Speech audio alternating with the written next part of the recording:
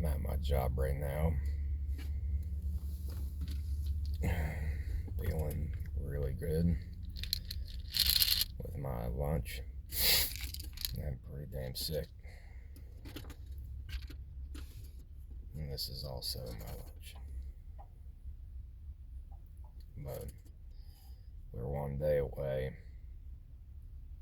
which would be this day technically, from quite a pivotal super match that's going to be taking place at East versus West 12, and another chapter in the East versus West 12 or East versus West book. But figure I'd make a video for y'all about what I still notice. I'm kind of surprised that I do. I guess I shouldn't be surprised about the misconception of fate of opponents in arm wrestling.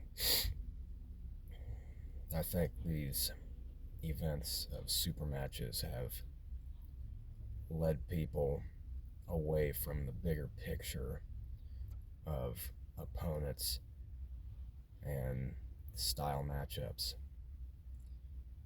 So, and I say that because in tournaments, you know, gassing out's one factor in injuries, of course, but you get to run through different opponents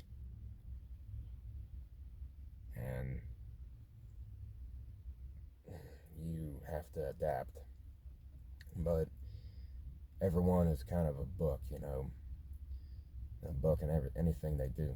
You're only as big as the book.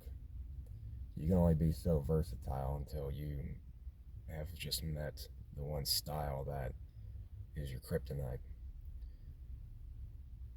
Arm wrestling is like kind of like Pokemon, I guess would be a great way to compare it, where, you know, it's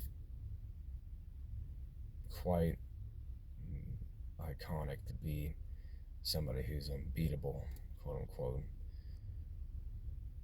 because I think it's based a lot out of just fortune and luck, that you haven't met the right opponent, and there really isn't a wrong day unless you're sick or injured, which comes the excuses that any competitor, professional or not, would make.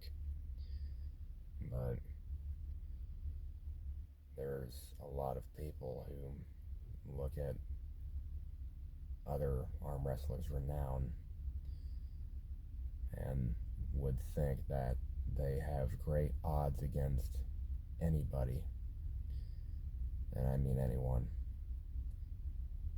when realistically they, even at their peak, just haven't met the right opponent. Even Levan Saganashvili has not met the right opponent. A lot of that's based around obvious factors, of course, like strength, age, but Levan is also in a world of mutants. You know, it never used to be like this. But I just figure I'd throw this out here, that arm wrestling has nothing to do with how many notches you have on your belt. It has entirely to do with, you know, the way of the rabbit's foot and the way of your path. And securing your title is very, you know, you should cherish that, because there will be a day where you lose it, and just like anyone. So, to touch on a little bit more on this crazy event that's about to happen at East versus West 12, I don't think anybody is really considering the possibility of if they ever faced again.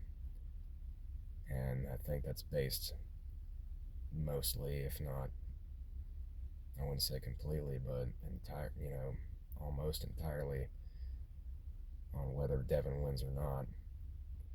Because if Devon does win, I would almost And, you know, I would bet that they will have a rematch.